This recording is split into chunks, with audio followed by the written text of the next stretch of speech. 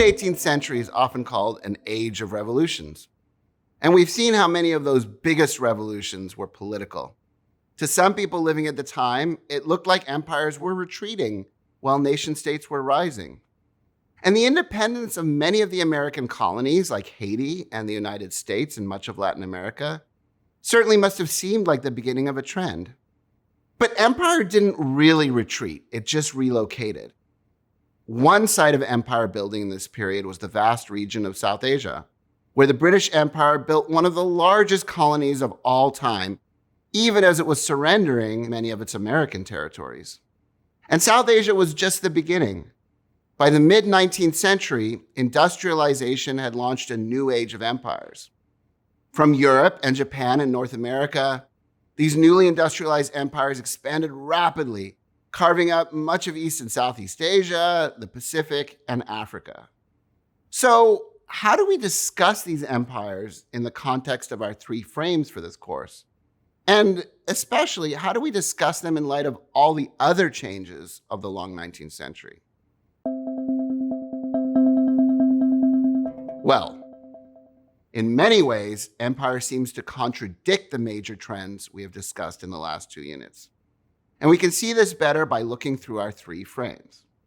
So for example, in Unit 4, we saw how the long 19th century gave rise to new ideas about community. And we know that liberal and national revolutions created nation states in which citizens had individual sovereignty and could participate politically. But at the same time, empires were creating groups of people who were subjects with few or none of the rights of citizens. And ironically, many of these new empires came from the most advanced democratic nation states of the era, places like Britain and France and the United States. So while claiming to be the torchbearers of democracy, these states were excluding the people of their colonies from participating politically in their own governance.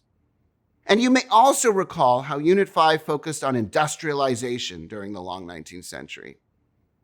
In that unit, we saw that the growth of industrial factories radically transformed production and distribution.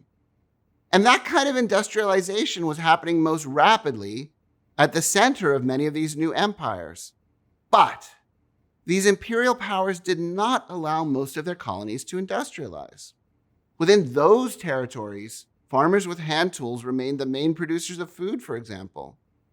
And in fact, the imperial powers really only encouraged industrialization in their colonies when it allowed them to extract some valuable resource. In India, for example, the British did lay hundreds of miles of railroad, but only so they could move Indian raw materials like cotton more efficiently to British factories. The imperial homeland, not the colony, was the one benefiting from this exchange. Finally, at the end of Unit 5, we focused on reform movements in the long 19th century, and we saw how efforts to reform expanded rapidly in many places, creating widespread networks of activists. And these activists worked to end slavery and to ensure rights for women and workers and children. In the same way, these reformers, many of them imperial citizens, spoke of civilizing their colonial subjects.